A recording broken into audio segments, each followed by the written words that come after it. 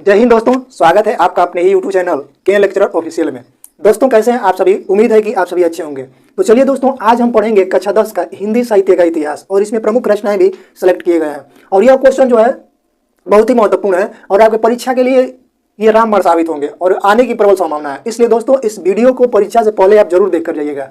चलिए, तो ये हमारा आज का दूसरा पार्ट है और इसका पहला पार्ट जो है मैं बना चुका हूँ। जो भी भाई नहीं देखे होंगे तो इसी वीडियो के डिस्क्रिप्शन में उसका लिंक दे दिया गया है, आप जाके देख सकते हैं। तो चलिए शुरू करते हैं। पहला क्वेश्चन दिया है दोस्तों कि हिंदी का प्रथम राष्ट्र कवि किसे माना जाता है। तो जो हिंदी का प्रथम राष्ट्र कवि है वह मैथिली शरण गुप्त है। कौन है दोस्तों? मैथिली शरण गुप्त है। और मैथिली शरण गुप्त को राष्ट्र कवि की दर्जा किसने दिया था? तो महात्मा गांधी ने दिया था। और आपसे पूछेगा कि हिंदी का द्वितीय राष्ट्र कवि किसे माना जाता है? तो रामधारी सिंह दिनकर को। चलिए आइए थोड़ा मैथिली शरण गुप्त की प्रमुख रचनाएं देख लेते हैं। जैसे आपसे पूछेगा कि साकेत, यशोधरा, भारत भारती, रंग में भंग, ये सभी क्या है? तो ये मैथिली शरण गुप्त की रचनाएं हैं। चलिए आगे बढ़ते हैं। अगला क्वेश्चन दिया है कि हालावाद के प्रवर्तक कौन है। तो जब ये हालावाद के प्रवर्तक की बात करेगा तो हरिवंश राय बच्चन। और हरिवंश राय बच्चन कौन है? तो ये अमिताभ बच्चन के पिताजी हैं। चलिए अगला क्वेश्चन देखते हैं। छायावाद के प्रवर्तक। तो जब भी छायावाद के प्रवर्तक की बात आता है तो वो कौन हो जाएंगे? जयशंकर प्रसाद। कौन हो जाएंगे दोस्तों? जयशंकर प्रसाद हो जाएंगे। अब आइए थोड़ा जयशंकर प्रसाद की प्रमुख रचनाएं देख लेते हैं। जैसे आपसे पूछेगा झरना लहर, कामायनी इनका महाकाव्य है। उसके बाद जो है कंकाल है, तितली है, इरावती है, जन्मेजय का नागयज्ञ, ये बहुत इंपॉर्टेंट है और कई बार पूछा हुआ है। तो चलिए, और अच्छा आपसे पूछेगा कि ये छायावाद के चार स्तंभ किसको माना जाता है? तो थोड़ा देख लीजिए, एक छोटा सा ट्रिक है, इसको देख लीजिए। जब भी पूछेगा कि छायावाद के चार स्तंभ कौन कौन आते हैं तो इसका एक छोटा सा ट्रिक है दोस्तों, देखिए प्रसुमन। अब देखिए इससे हम याद करेंगे कैसे। तो प्रसुमन, तो प्र आ गया है, तो प्र मतलब प्रसाद जी, अर्थात प्रसाद जी मतलब कौन? जयशंकर प्रसाद। कौन दोस्तों? जयशंकर प्रसाद। सु से सुमित्रानंदन पंत और म से महादेवी वर्मा और महादेवी वर्मा को आधुनिक हिंदी का मीरा कहा जाता है, ये कई बार पूछा हुआ है। और नौ से क्या हो जाएगा? तो सुमित्रानंदन पंत। नौ से नंद जी अर्थात सुमित्रानंदन पंत। और ये क्या है? महादेवी अर्थात ये महादेवी वर्मा। तो देख लीजिए, प्रसुमन यानी कि प से जयशंकर प्रसाद, स से सुमित्रानंदन पंत, म से महादेवी वर्मा और नौ से हो जाएगा आपका नंद जी। चलिए आगे बढ़ते हैं, सुमित्रानंदन पंत। चलिए आगे बढ़ते हैं। अगला दिया है वात्सल्य रस के सम्राट। तो यह किसे माना जाता है? तो यह सूरदास को माना जाता है। किसे माना जाता है? सूरदास को माना जाता है।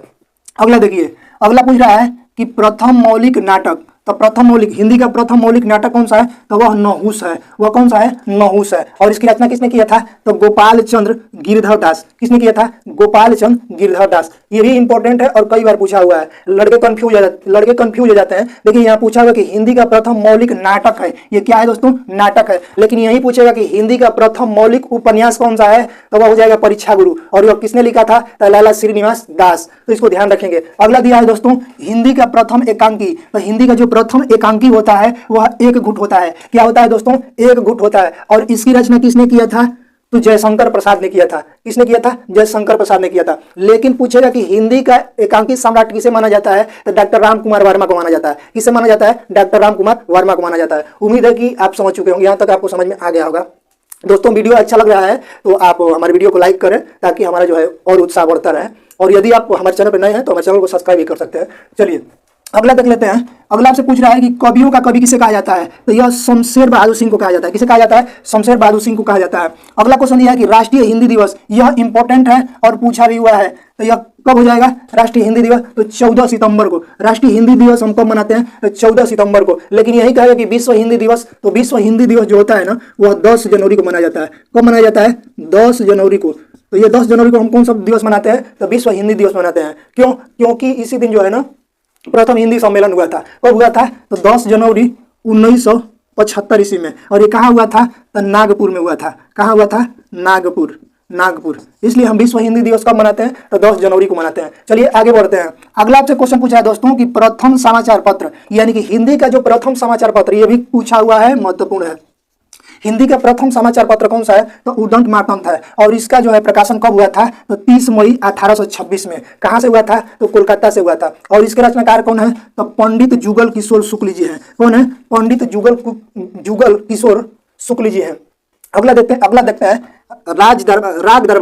राग दरबारी। यह भी इंपॉर्टेंट है, प्रीवियस ईयर में पूछा हुआ है। राग दरबारी, सबसे पहले तो राग दरबारी है क्या, तो यह एक उपन्यास है और इसकी रचना किसने किया था, तो श्री लाल गुप्त। किसने किया था दोस्तों, श्री लाल गुप्त। अगला देख लेते हैं, झूठा सच, ये भी प्रीवियस ईयर में पूछा हुआ है, बहुत इंपॉर्टेंट है। तो झूठा सच यह क्या है, तो उपन्यास है और इसको किसने लिखा था, तो यशपाल। किसने लिखा था दोस्तों, तो यशपाल लिखा था। जहाज का पंछी, तो जहाज का पंछी यह भी इंपॉर्टेंट है, यह भी पूछा हुआ है, जहाज का पंछी। और इसकी विधा क्या है, तो यह उपन्यास है और यह किसने लिखा था, तो इलाज चंद्र जोशी। किसने लिखा था दोस्तों, इलाज चंद्र जोशी। लहरों के राजहंस, तो लहरों के राजहंस किसने लिखा था, तो यह मोहन राकेश लिखा था और इसकी विधा क्या है, तो यह नाटक है। चलिए अगला देखते हैं, शेखर एक जीवनी। तो शेखर एक जीवनी क्या है, तो उपन्यास है और इसकी रचना किसने किया था, तो अज्ञे जी ने किया था और यह प्रीवियस में पूछा हुआ है, यह भी पूछा हुआ है। चलिए गिरती दीवारें, तो गिरती दीवारें यह क्या है, तो यह उपन्यास है और इसकी रचना किसने किया था दोस्तों, तो उपेंद्रनाथ अश्क। उपेंद्रनाथ अश्क। आपसे पूछेगा कि गिरती दीवारें की रचना किसने किया था, तो उपेंद्रनाथ अश्क और इसका विधा क्या है, तो उपन्यास है। आगे बढ़ते हैं, अगला दिया है सुख सागर। तो सुख सागर किसने लिखा था, तो मुंशी सदा सुखलाल। किसने, मुंशी सदा सुखलाल। अगला दिया है परमाल रासो, तो जगनिक। खुमान रासो, तो दलपति विजय। विशलदेव रासो और नरपति नाल और नासिके तो प्रख्यान, यह किसने लिखा था, सदल मिश्र। यह बहुत ही इंपॉर्टेंट है, इसमें से हर साल एक ना कोई पूछ लेता है। चलिए अब कुछ कवियों की रचनाएं देख लेते हैं। जैसे पहला दिया है सूरदास। सूरदास, तो सूरदास की जो प्रमुख रचनाएं है वो क्या है, तो देखिए सूरदास की जो प्रमुख रचनाएं है, देखिए सुरसागर, सुरावली, सुरसागर, सुरावली, साहित्य लहरी और सुर पचीसी, ये किसकी रचना है, तो यह सूरदास की है। अगला देख लेते हैं तुलसीदास। तुलसीदास, अच्छा सूरदास का बचपन का नाम भी पूछ सकता है, तो इनका बचपन का नाम था मदन मोहन। क्या था, मदन मोहन, मदन मोहन, तो इनके बचपन का नाम मदन मोहन था। चलिए तुलसीदास की जो प्रमुख रचना है तो रामचरितमानस और यह किस भाषा में लिखा गया है, तो अवधि में लिखा गया है। किस में लिखा गया है, अवधि में। विनय पत्रिका, यह भी किस में लिखा गया है, तो ब्रज भाषा में लिखा गया है। कवितावली, दोहावली, गीतावली, जानकी मंगल, पार्वती मंगल, राम लाला नौछू, यह इंपॉर्टेंट है, यह पूछा हुआ है। ऐसे तो सभी रचनाएं इंपॉर्टेंट है और आपके परीक्षा में आने की प्रबल संभावना है। यह जो तुलसीदास है, इनका बचपन का नाम क्या था, तो इनका जो था राम बोला। ठीक है, चलिए आगे बढ़ते हैं हम। अगला देखते हैं चिंतामणि। तो चिंतामणि यह क्या है, निबंध है। रसमीमांसा यह क्या है, आलोचना है। त्रिवेणी यह क्या है, आलोचना है। और इन तीनों के रचनाकार कौन है, तो आचार्य रामचंद्र शुक्ल है। कौन है, आचार्य रामचंद्र शुक्ल है और यह तीनों ही इंपॉर्टेंट है, बार बार पूछा करता है। चलिए अगला देखते हैं बाणभट्ट की आत्मकथा। बाणभट्ट की आत्मकथा यह क्या है, तो उपन्यास है। आनाम दास का पोथा, यह प्रीवियस में पूछ चुका है और आने की प्रबल संभावना है, यह भी क्या है, उपन्यास है। अशोक के फूल, यह भी पूछा हुआ है, महत्वपूर्ण है, यह क्या है, निबंध है। आलोक पर्व, यह भी क्या है, निबंध है। कुटज, वेरी वेरी इंपॉर्टेंट, ये पूछा हुआ है, यह भी क्या है, निबंध है। और ये सभी किसकी रचना है, तो हजारी प्रसाद द्विवेदी जी की है। किसकी है दोस्तों, हजारी प्रसाद द्विवेदी जी की है। चलिए आगे बढ़ते हैं। अगला दिया है क्या भूलूं क्या याद करूं। अगला आपसे पूछ रहा है क्या भूलूं क्या याद करूं। अगला दिया है नीर का निर्माण फिर, बसेरे से दूर, 10 द्वार से सोपान तक। ये सभी क्या है, तो ये सभी जो है ना आत्मकथा है। क्या है दोस्तों, आत्मकथा है। और इसके रचनाकार कौन है, तो हरिवंश राय बच्चन जी है। कौन है, हरिवंश राय बच्चन जी है। अगला देखते हैं माटी हो गई सोना। यह इंपॉर्टेंट है और पूछा भी गया है। माटी हो गई सोना, इसकी विधा क्या है, तो यह रेखा चित्र है। दीप जले शंख बजे, यह क्या है दोस्तों, तो संस्मरण है। बाजे पयलिया के घुंघरू, यह क्या है, निबंध है। और यह तीनों के रचनाकार कौन है, तो कन्हैया लाल मिश्र प्रभाकर। यह महत्वपूर्ण है और यह परीक्षा में पूछा गया है। चलिए अगला देख लेते हैं। अगला दिया है चंद्रकांता संतति भूतनाथ। ये सभी, ये तीनों क्या है दोस्तों, तो यह तीनों जो है ना उपन्यास हैं। यह तीनों क्या है, उपन्यास हैं।